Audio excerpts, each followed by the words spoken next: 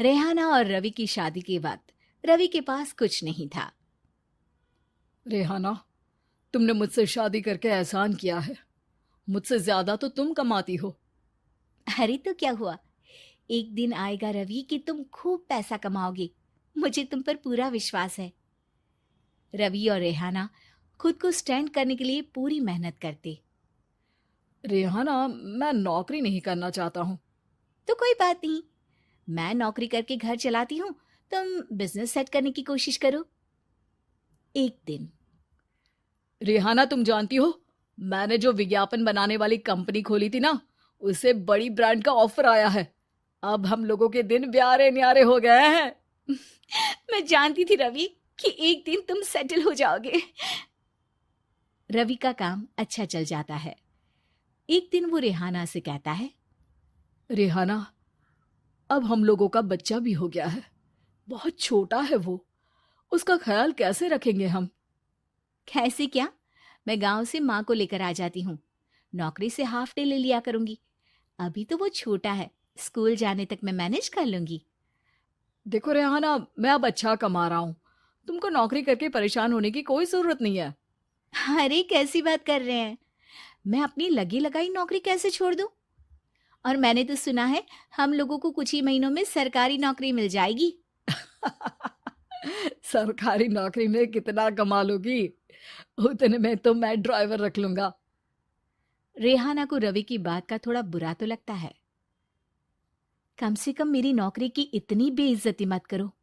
भूल गए, इसी नौकरी के बदौलत तुमने अपना बिजनेस खड़ा किया है।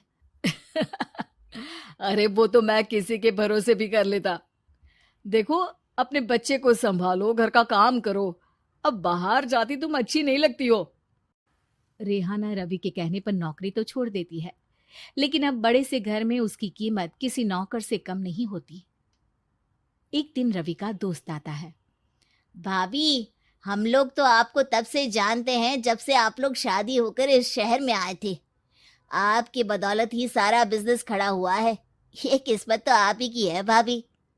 हाँ हाँ भाई, हमारी मेहनत तो कुछ है ही नहीं। अरे होगी, लेकिन भाभी की किस्मत के आगे कुछ नहीं। दोस्त वहां से चला जाता है, लेकिन रवि का गुस्सा सातवें आसमान में होता है। देखा कैसे बोल रहा था? अरे बिल्कुल अच्छा आदमी नहीं है ये। कैसी बात कर रहे हैं आप? प्रशांत भैया तो बहुत अच्छे इंसान है रवि।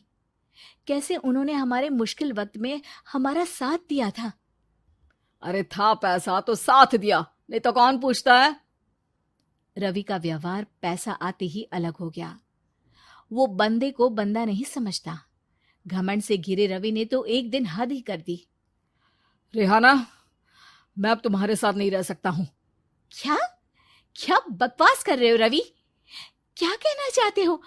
और क्यों नहीं रह सकते तुम मेरे साथ?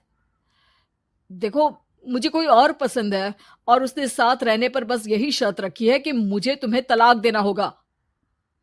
रेहाना, जो कि एक स्वावलंबी महिला थी, उसने बिना देर किए रवि को कह दिया, कोई इश्यू नहीं, मुझे पैकिंग में 4 दिन का वक्त लगेगा, लेकिन तब तक मैं तुम्हारे साथ नहीं रहूंगी।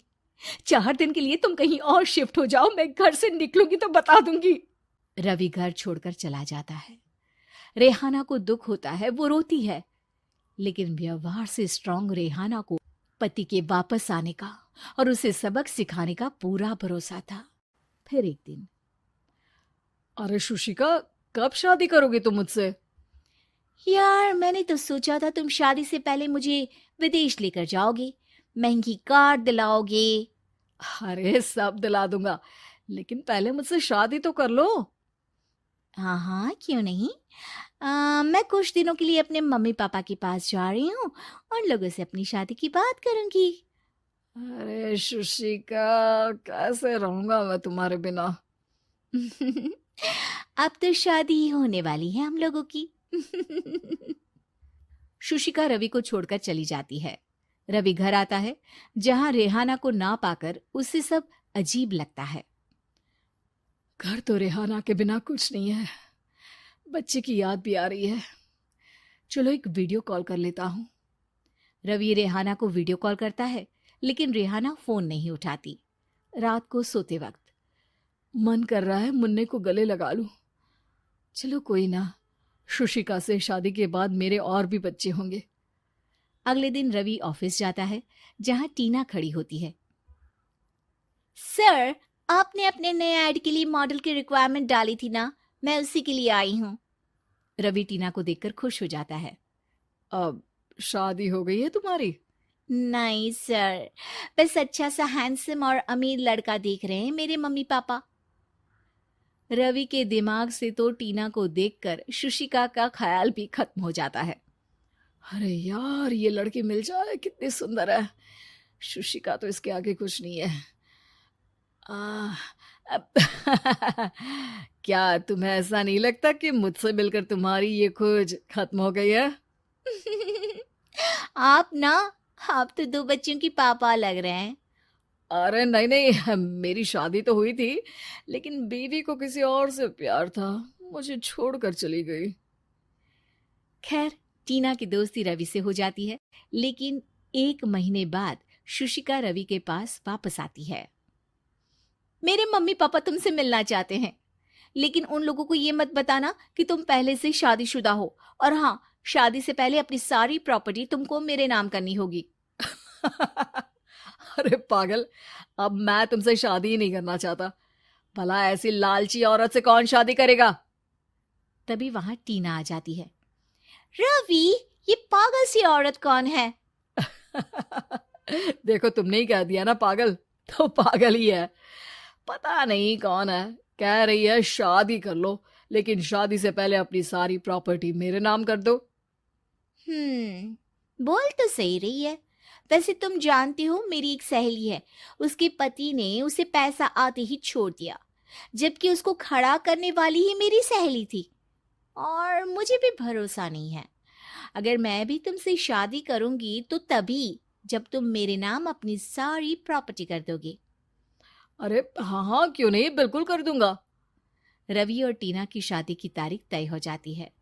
वो अपनी सारी प्रॉपर्टी के कागज लेकर शादी वाली जगह पर पहुंचता है, लेकिन वहां टीना आती नहीं। रवि टीना को मैसेज करता है। कहाँ हो? सॉरी, मैं तुमसे शादी नहीं कर सकती, मुझे तुमसे भी ज्यादा पैसे वाला मिल गया। रवि को गुस्सा आ जाता है। वो गुस्से से सारा डेकोरेशन तोड़ रहा होता है कि वहां रेहाना आ जाती है। सर, क्या हो गया? क्या डेकोरेशन पसंद नहीं आई आपको? अ, तुम यहाँ क्या कर रही हो? मैं यहाँ की डेकोरेटर हूँ। क्या आपको पसंद नहीं आई यहाँ की सजावट? रवि दौड़कर रेहाना के गले लग जाता है। मुझे माफ कर दो रेहाना। रवि रेहाना के गले लग जाता है और रेहाना टीना को थैंक्स का मैसेज करती है।